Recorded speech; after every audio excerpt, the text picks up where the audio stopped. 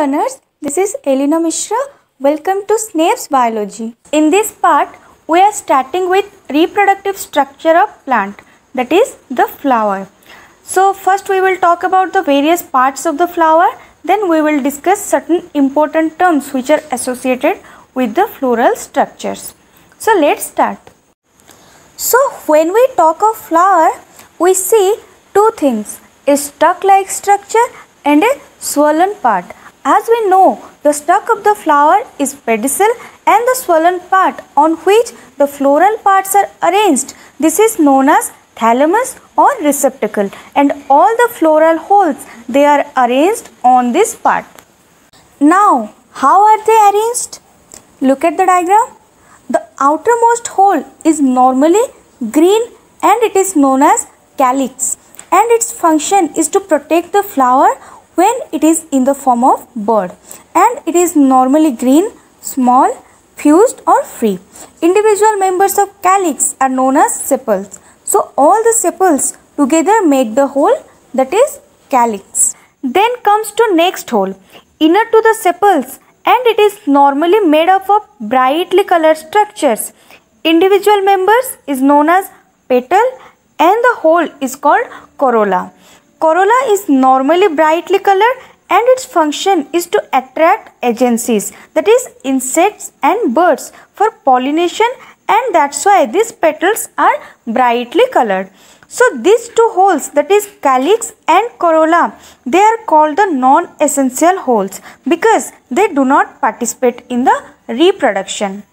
Now inner to the petals would come the third holes, that is now the essential holes. It is the main reproductive part.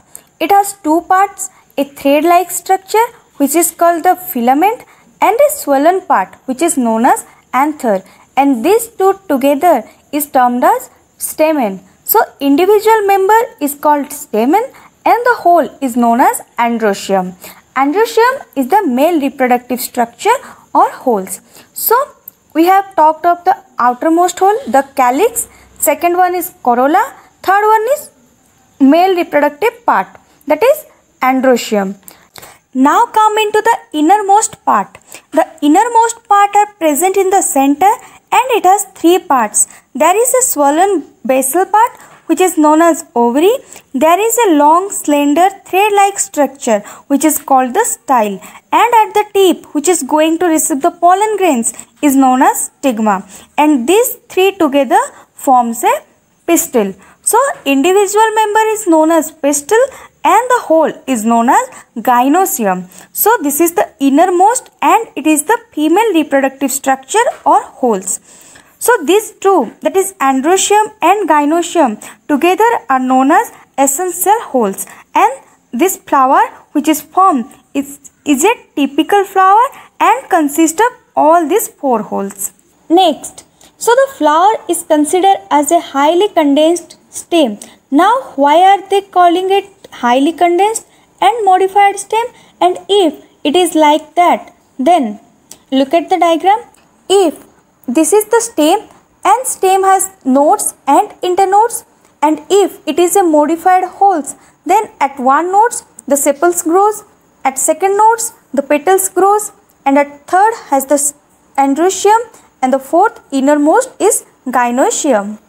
So if we take this long structure and compress it, then the stem would become highly compact. From one node we see the sepal arising, from the second node we see the petals, third node we see the androecium, and from the apical point or from the terminal point we see the gynoecium, and this is why we call the flower as modified stem. It is highly condensed. Instead of long structure, it is a compact structure, and this is why this thalamus or receptacle little flattened and all these floral holes are arranged on this. Clear? Next, in some cases we find that instead of calyx and corolla, instead of these two holes, there is only one hole is present, and this is known as perianth, and the individual members of perianth is known as tepals.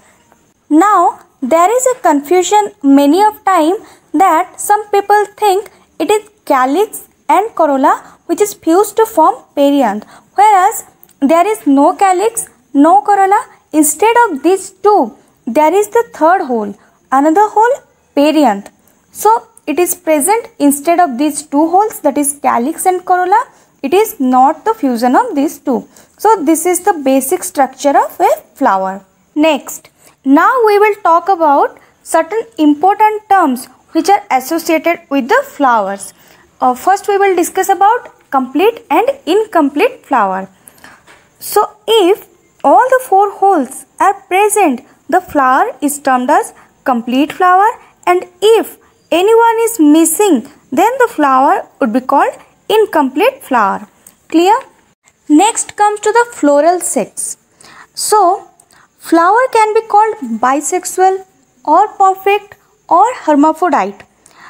A bisexual flower is when both reproductive holes are present. That means it has male reproductive androecium and female reproductive gynoecium. Then the flower would be called bisexual. Clear? If the plant has only one reproductive hole, we call it unisexual flower or imperfect flower. Now, depending upon which reproductive hole it has, if it has only male reproductive hole, then the flower will be known as staminate. Here only androecium is present. If only female reproductive hole is present, we will call it pistillate.